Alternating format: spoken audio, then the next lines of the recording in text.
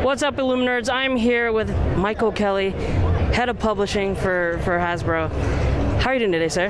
I'm doing well. How are you? You guys are firing on all cylinders. You guys got the Power Rangers comics, you have the IDW comics, you got the G.I. Joe novels, and you got the Peppa Pig learning apps, right? That's right.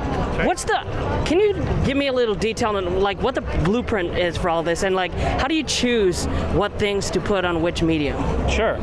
So usually what we do is we first look at who the primary audience of the brand is. So obviously with Peppa Pig, it's generally a little bit different than our audience for G.I. Joe, for example. So with Peppa Pig, we're going to really try to target that core preschool audience and things that are going to resonate with them. You know, those younger kids, they like to relive the episodes. They like to see what they saw on TV. So we'll retell those and in book form. And then, you know, we expand that out. We've got the Learn with Peppa program coming out next year, as you mentioned, which will be books about phonics and early learning, things of that nature. So again, kind of engaging the parent as well as the child in that case. Then you go, you know, the other end of the spectrum, it's G.I. Joe or Transformers, and that's really tends to be an older fan who is looking for more sophisticated writing. So we tend to target that group with publishing around comic books, maybe adult novels, things of that nature. But it's really just about making sure that the books that we're hitting are getting that audience that really wants to read at that level.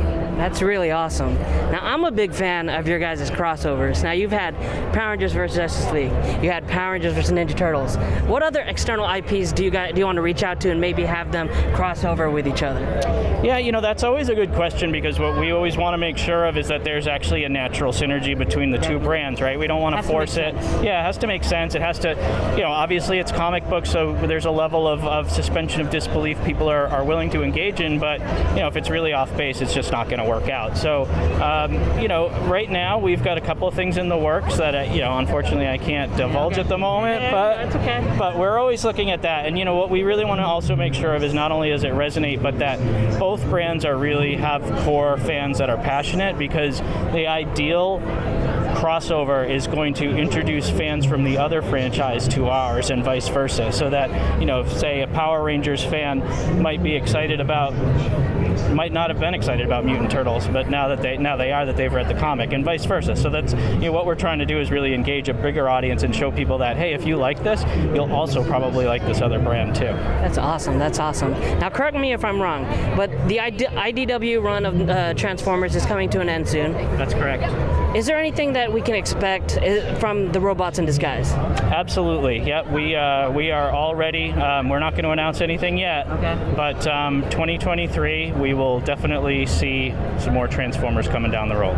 Awesome. Now we were talking about novels earlier. I see you're holding a novel right there. Yep. What can you tell me about this G.I. Joe Classified novel you got going? So G.I. Joe Classified, this is actually a new initiative that we're trying out. This is the first book in a series, and this is actually gauged towards middle grade readers. Okay. So what we're trying to do is really bring a younger audience into G.I. Joe, so that, you know, in particular, like there's parents that might be really passionate about Joe, but they don't really know how to get their kids involved. This is going to be the perfect book, right? So it's a little bit different. The idea basically is kids in a high school setting, and they find out that their school is actually being run by Cobra.